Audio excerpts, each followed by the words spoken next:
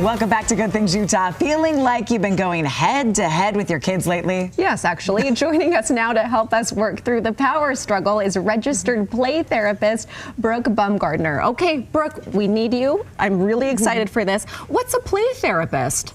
Yeah, so I'm a clinical mental health therapist, but then I did additional classes for working with kids and supervision so that I've learned specifically how to work with kids because it's a little bit different. Kids aren't verbal processors, they process through play, and so you learn ways to interact with kids to help them to process their feelings. So, Brooke, I think we first need to tackle how to recognize when you're going through a power struggle, right? Like, here it is, now what do I do next? So how do we know what's going on with our child?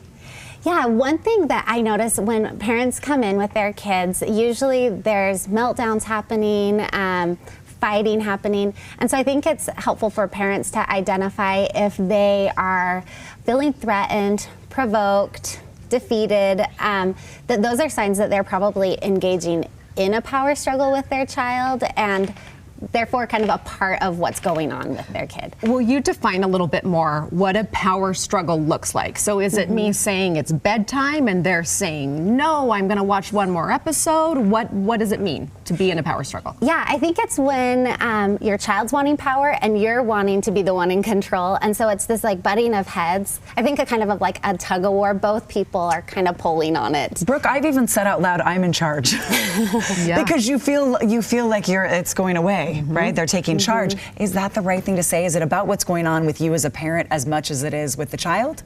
Well, I think what is happening when you're in the power struggle is both of you have left your like rational brain and you're just operating in your emotional brain.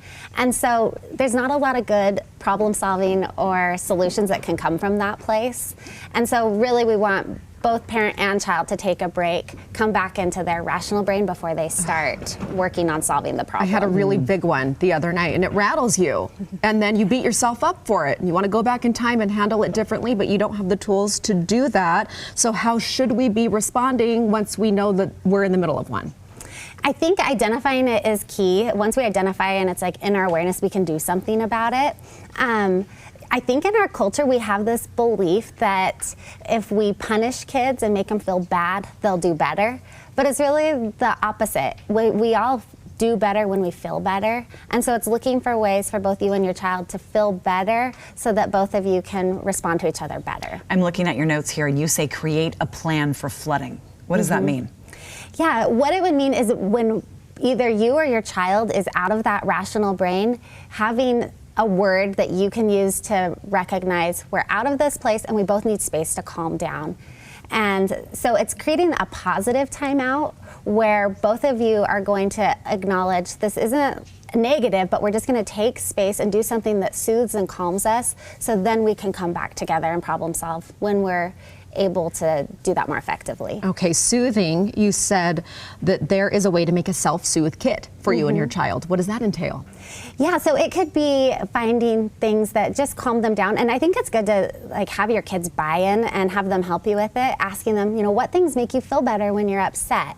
It might be, coloring, reading, music. Sometimes we go off of like the five senses, something to look at, smell, taste, touch, feel.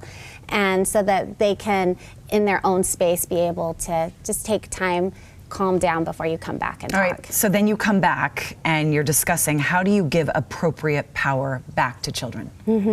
I think if you're noticing that you're having power struggles, it's probably an indication that your child's needing a little more power and control in their own life.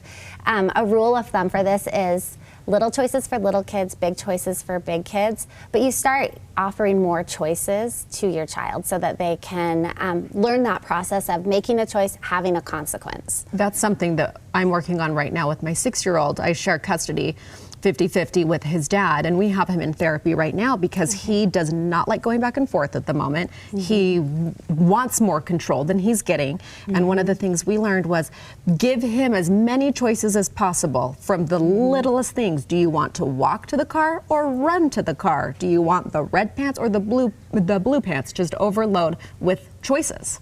That's perfect. And I think if there's like a certain time that you're having a power struggle more often, it can be coming up with those choices in advance, because it can be hard on the moment, on the spot, to come up with two choices that you're okay with and that aren't manipulating your child. So, you know, coming up with that in advance, say if it's at bedtime or in the morning before school, you already know what choices you're going to give them some power. When you're not flooded by emotion. Exactly. When you're thinking rationally, you think this through. Where can people find you for more information if they need help with their parenting? Yeah, I just opened a practice in Lehigh, Utah, Journey Family Counseling, and I would love to work with any parents or kids. Journey Family Counseling, everybody, the website is right there on your screen, and we'll put a link on our site so you can get a hold of Brooke, abc4.com/GTU. But I think everybody needs a little coaching now and then. Thank you so much for Absolutely. being on the show. Up next,